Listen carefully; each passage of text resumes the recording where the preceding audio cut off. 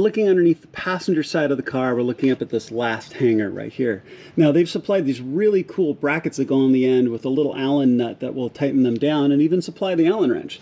So you're going to want to take this and slide it up and over the end here of the post itself and slide it on, which I'll get here in just a second. There we go. And we'll slide that into place and then tighten it down. This will prevent the muffler from banging back and forth on the hanger, since it doesn't have those little ridges on them. Okay? Now, you've got all the rest of your clamps here. These end clamps are still loose, and the clamps here are still loose. So I'm going to take my 20mm wrench and I'm just going to tighten them down snug, so I can still manipulate everything, because this is the point where we're going to want to make sure that absolutely nothing is touching, nothing's rubbing.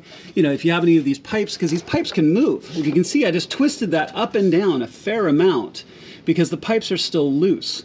So with the pipes loose, but firm enough they'll hold in place, you want to go through and check all of your connection points. Make sure absolutely everything is all nice and straight before you tighten everything down. Now, the last thing I do about aligning my tips here, which I'll show just in a second, I really make sure that they're square right and left. And then, since the outer ones are more fixed, I mean, they can move a little bit with the big pipes, then I will focus on making sure those are straight, and then I will align the inner ones to the outer ones. So go ahead and tighten down your brackets. Go ahead and put those little end clamps on, and then let's set to get all of our exhaust aligned.